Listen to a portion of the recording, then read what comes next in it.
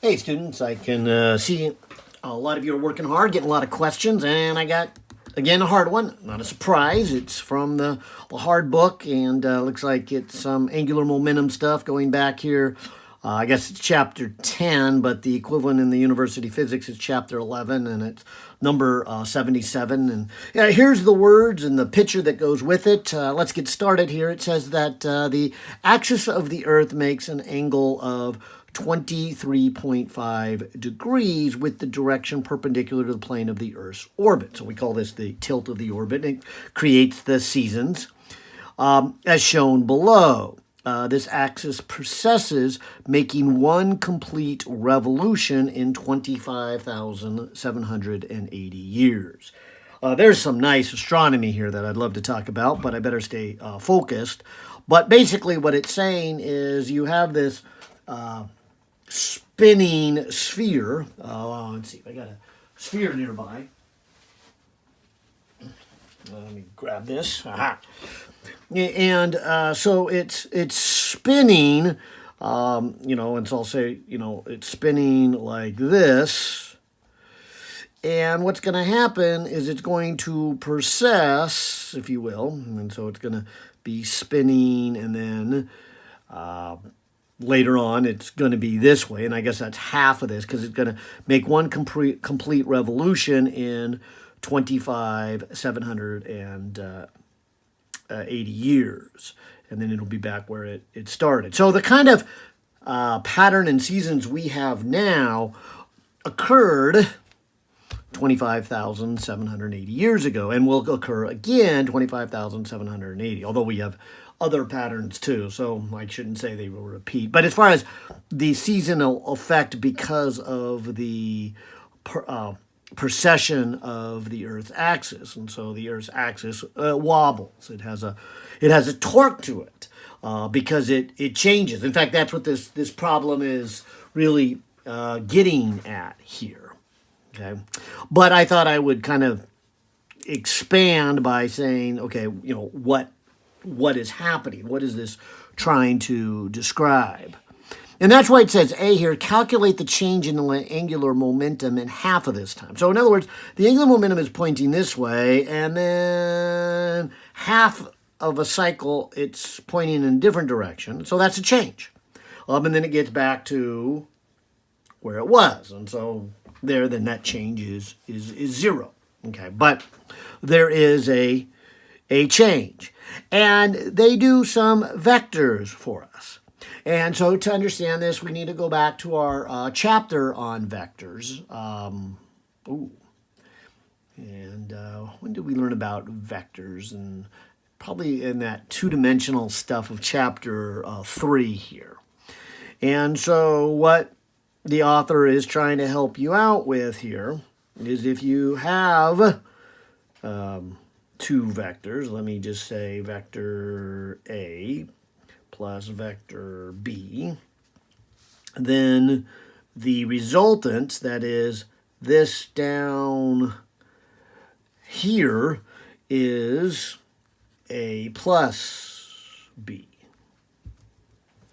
Now I like to draw a little what we call the trapezoid method, because then if I go B first and then A, now I have B plus A, but that still gives me the same result. And so I've got a trapezoid-looking thing, and this diagonal is the sum of the two. The vector that would connect the diagonal of the other corners is the difference. And you can kind of see that if you call this question mark, you're going to say B plus, and I'll just point it towards A, question mark, equals A. And so this arrow plus that arrow equals A. Or to do another example, this would be the difference, vector A minus vector B. And so the diagonal is what you get when you subtract the two. Now, we'll be doing a lot of magnitude, so it won't worry too much about direction, but you can kind of see that the first one listed in the subtraction is the one where the diagonal stops at. And so that's what your author is trying to do in this picture.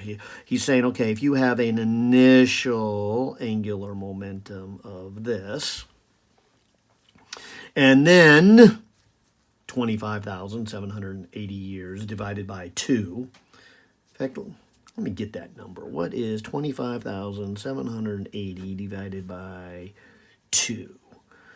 I guess that's 12,500 from here, 350 from here, and 40 from there. So that's 90, that's 8, and that's 12. Okay, so 12,890 years. 24, 25, 6, 7. Yeah, okay, that works. 12,890 years later, the axis, or the axis, the direction of the angular momentum, that's what the L is going to move from here over to there. And so this right here, right, is hopefully looking like we talked about back in chapter 3, the difference between two vectors.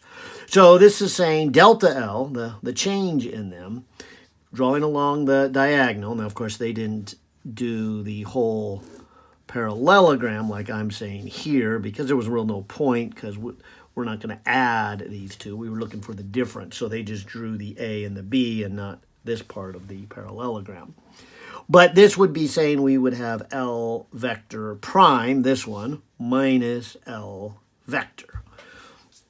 And so this is the change in the angular momentum during this half of a precession cycle. Now, that is really what A is saying here. It says calculate the change in the angular momentum during this half time. Okay, so in order to do that, I'm going to need to figure out what this is. Now, fortunately, that won't be too hard. There's a couple ways we can do it. Maybe I'll do kind of a smaller triangle and then just do this half. But if I'm looking for the magnitude of that, let me focus my attention just on that piece right there, because that would be half of the delta L. In other words, the magnitude of delta L cut in half would be L cosine of the 23.5 degrees. And so there's the angle and the adjacent piece. So this L cosine 25 is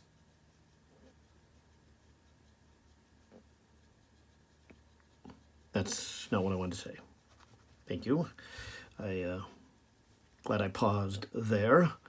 I guess I want that sine. There we go.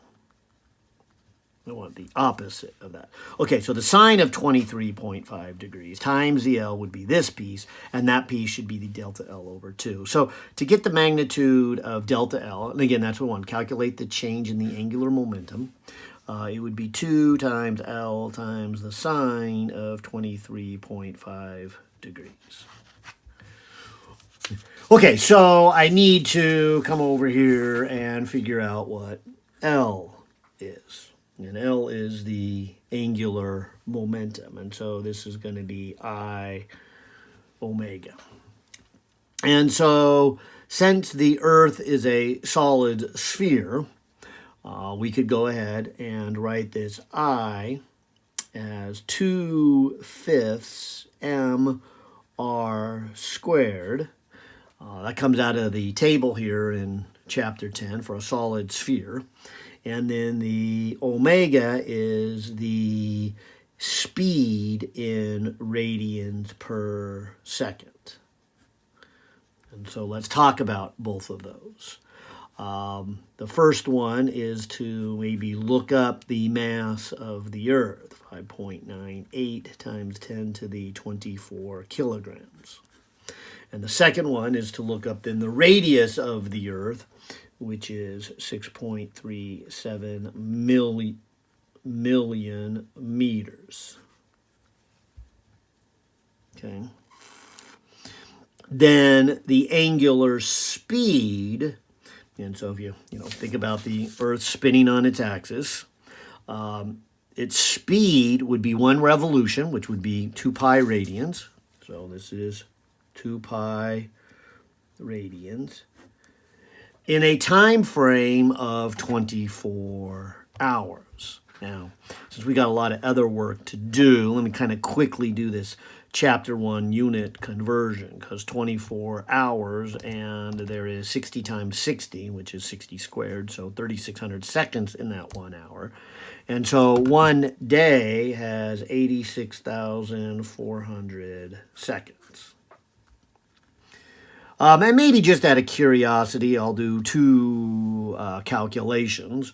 I'll go 2 divided by 5, 5.98 times 10 to the 24, then times 6.37 million meters squared, and get an enormously large rotational inertia, 9.7, I'll just do a 1, times 10 to the 37. If you look at, again, the units, it would be kilogram meters squared. So that's the moment of inertia. Yeah, well, it's also called moment of inertia, rotational inertia for the Earth.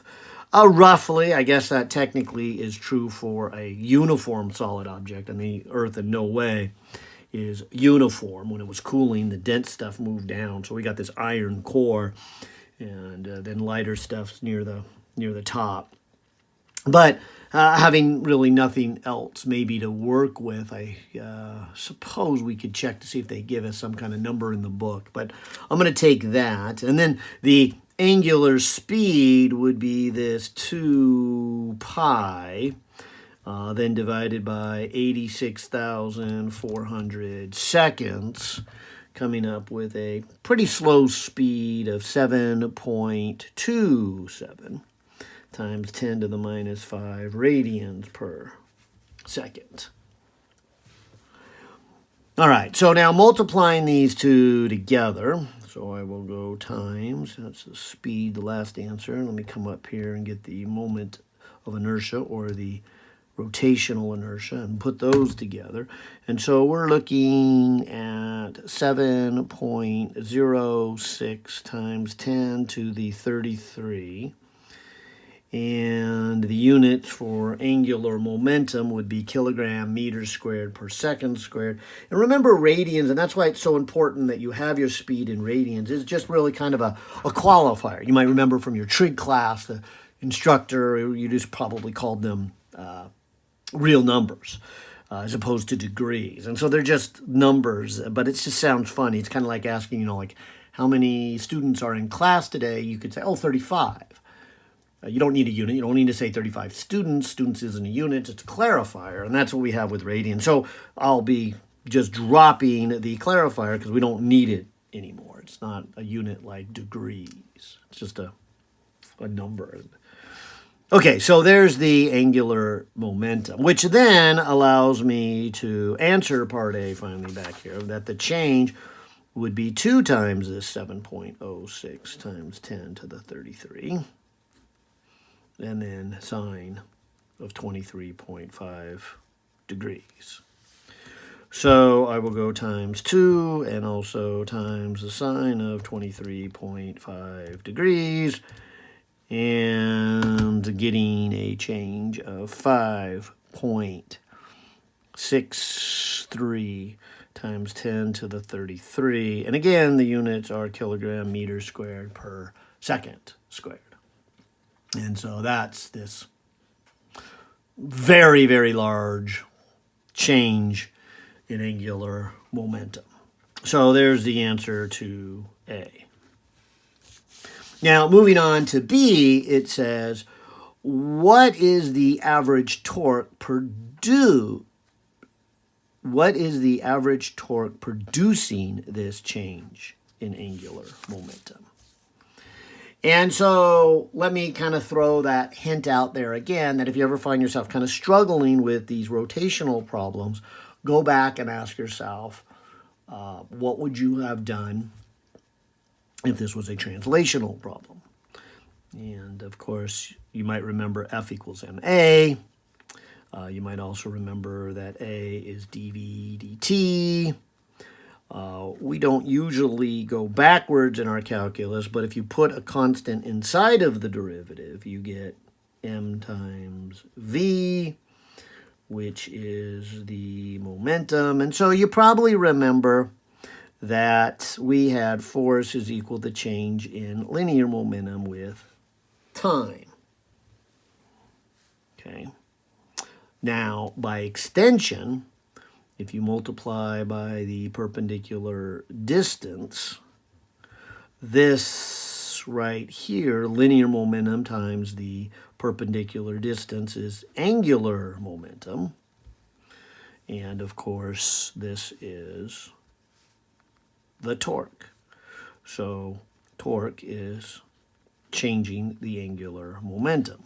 And that's what I will need, and hopefully it looks a lot like this, that force changes the linear momentum. So forces change the linear momentum, and so force is really a measurement of how the linear momentum changes with time, and torque is how the angular momentum changes with time. And of course, I've written it like a derivative, but excuse me, this really is the limit as change in angular momentum over some time frame. It's the limit as it gets smaller and smaller. But if you had a function that is constant,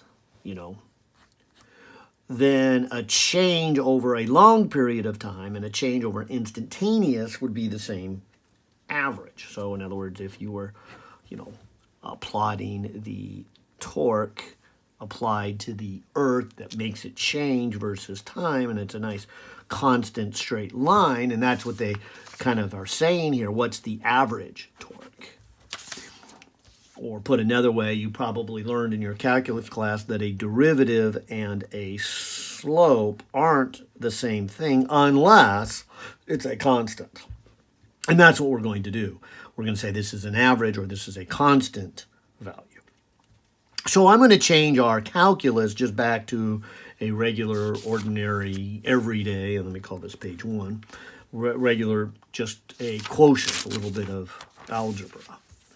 So this is saying that the torque would be the change in angular momentum and divided by the time taken. And that's perfect because we just did part A that said the change in angular momentum was 5.63 times 10 to the 33 kilogram meters squared per second.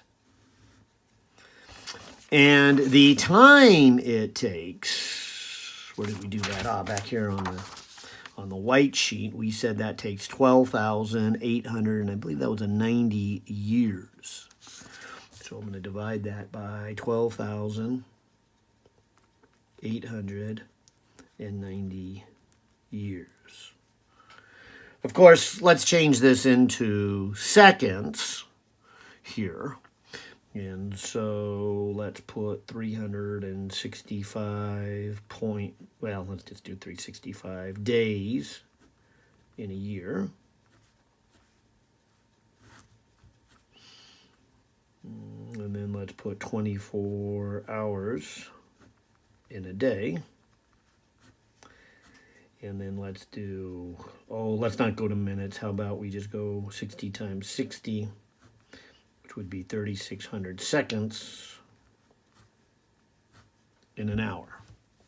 So this is our standard unit conversion. That is, if you have a number, you can multiply it by 1, and a 1 is anything where the numerator and the denominator are the same thing. And so here I have 365 days, and is 1 year. So this is not changing the time frame, but it does change the units then to day.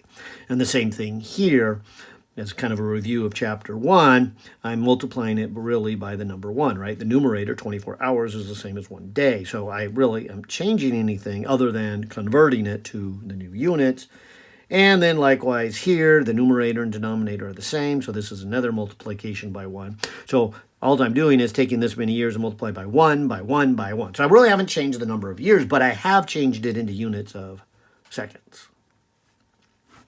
So this is the 5.63 times 10 to the 23rd. Units are kilogram meters squared per second.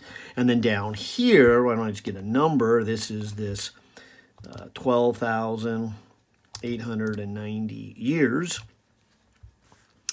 Multiply it by 365 days, then by 24 hours, and then by 3,600. And so the number of seconds here is 4.06 times 10 to the 11 seconds. So then if I take this 5.63 times 10 to the 33 and divide it by this last answer, I get a number of 1.38 times 10 to the 22. And then if you kind of look at the units, this would be the kilogram meters squared per second in the numerator. And the way you deal with a compound fraction is you flip and multiply. So I'm going to get a kilogram and technically a meters squared in the top. I'm going to separate it. And in the seconds, I'll put them together because this part is the Newton in a Newton meter. And so the amount of torque applied is, well, I guess I'd say a big number. But we're talking about a big object too, so it's not like this torque is going to make things change very, very quickly. But that's how much torque then has to be applied to the Earth in order to change this much angular momentum during these 12,000 years. So it sounds like a lot of torque, but like I said, it's going to take a long time to change it. The Earth is a spinning object. Anyways, that's B. And then finally, we can get to C. It says, if this torque were created by a pair of forces acting at the most efficient point, on the equator, what would be the magnitude of each force? So what they're saying here is if you had this Earth, here's the center of it, and you wanted to apply a torque, you would go out as far as you can to be the most efficient. Because remember, torque is force times distance. So if you can increase that lever arm, you don't have to have as big as a force. And so that's why they call it the effective point, the most efficient point on the equator. So I guess we don't even have to worry about what they mean here by the most efficient point, although they are trying to say it's going to be out on the equator. So they're going to say here it's going to be out on the equator. So if I wanted to rotate the Earth, I guess I would do something like this. I would apply a force and another force, because that's our pair. The torque is created by a pair of forces acting on the most efficient. You want to, each of these, make it rotate. By the way, one's pushing up and one's pushing down. So in terms of net force, it's 0.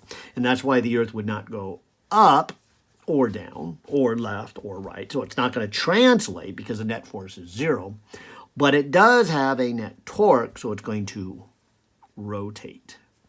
And so this torque right here would be this radius, I'll call that R perpendicular right here, the radius of the Earth times that force. And that would tend to rotate it. Now in my picture, that's going to rotate it in a clockwise direction. But this one too is going to rotate it in a clockwise direction. And so this is the net torque, where you double the torque from one of them. You get the two torques. And of course, that's how the torque works, because the Earth is kind of this oblong, and there's some object, the moon here, having the most significant effect. That's going to apply this torque.